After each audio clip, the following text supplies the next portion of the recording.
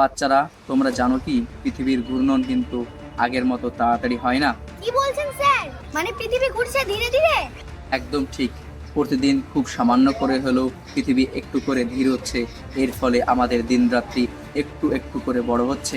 তাহলে ভবিষ্যতে একদিনে 25 ঘন্টা হবে?